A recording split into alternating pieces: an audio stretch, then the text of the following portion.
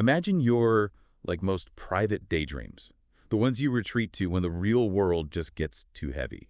Now imagine those daydreams suddenly colliding with someone else's. Not just overlapping, but physically and forcefully smashing together. That's the psychology of internet multiverses, you guys, where creators build these intricate realities just to survive.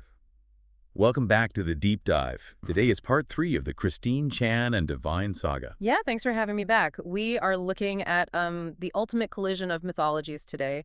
Chris Chan's sprawling CWCville and DivineFalcon5's Dice&I universe. Right, and the core conflict here really boils down to one massive concept that both of these creators obsess over: the multiverse merge. Entirely. But they view how this merge actually functions in completely opposite ways. Oh, completely. Yeah, so Chris Chan's concept of the dimensional merge is rooted in this desire for ultimate escapism and control. The belief is that our actual physical reality, which Chris calls Dimension 1218, will just catastrophically smash into Dimension C197. That being the fictional universe where all of Chris's creations live. Right, exactly. So it's basically an apocalypse designed to override our world. Pretty much. And in the aftermath of this cataclysm, Chris believes they ascend as a CPU goddess, essentially becoming an omnipotent deity who governs this new combined reality. It's a psychological mechanism, taking back power from a real world that has often been really hostile to them. That makes a lot of sense. But then you contrast that with DivineFalcon5's multiverse merge event, which is slated for late 2026. Divine doesn't want a reality-ending apocalypse. Divine wants, a television sweeps week. I love that distinction so much. Right, because Chris's merge functions mechanically, like a tectonic plate shifting to destroy the old world.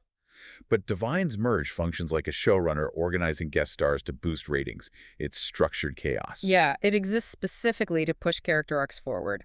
And the focal point where these two vastly different philosophies actually touch down is a shared space, the CWCville SLGBTQ plus 2026 festival. Oh, the history behind that acronym is so fascinating. It really is. Because around the writing of Sonnet 12, Chris's own real-world identity was shifting.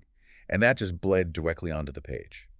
Chris literally added an S to the acronym, making it SLGBTQ, specifically so straight people wouldn't feel excluded from the community. Right. It's a highly literal reflection of Chris figuring out gender and sexuality in real time.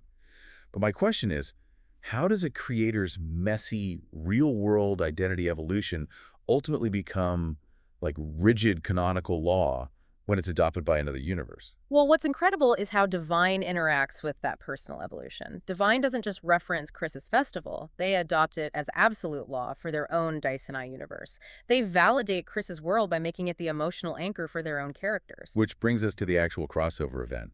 The Dice&I characters go into CWCville. Right. We have Mandy Macaroni, a character from Divine's universe, and she uses an unauthorized portal to escape Puppytown. Puppytown being her designated restrictive narrative zone. Exactly. So she just glitches her way right into Chris's festival. And by trespassing in a completely different universe, Mandy strips away all of her usual narrative safety nets. Oh, that makes sense. The tropes of her own world don't protect her anymore. Exactly. And that vulnerability is exactly why her encounter with Sarah Rosichu works so well. Right, because they finally dropped the possible girlfriend dynamic. Yeah. It becomes a confirmed, genuine romance. No more question marks. Yeah, but, you can't have an unauthorized glitch without consequences. Yeah, actually. The ultimate authority figure, the casino dad himself, King Dice, shows up to drag Mandy back to her proper universe. He's the embodiment of maintaining those narrative boundaries. Mandy stops him. She grabs a microphone right there at the festival open mic and delivers this deeply sincere speech about outcasts needing a place to be heard. Yeah, and it actually forces King Dice to relent and let her stay. He's kind of poetic, honestly. You have this chaotic, unauthorized crossover glitch, and it actually ends up creating the most emotionally grounded, sincere romance of the entire saga. Because at the end of the day, both Chris and Divine are using these massive multiverses to build emotional sanctuaries. When the real world feels out of your control, you build a reality where you make the rules, and, you invite the outcasts in. Think about your own digital life for a second, guys. You probably partition your reality, right?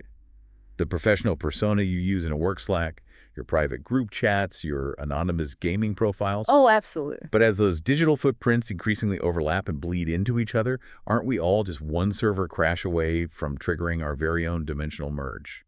Something to think about. See you next time.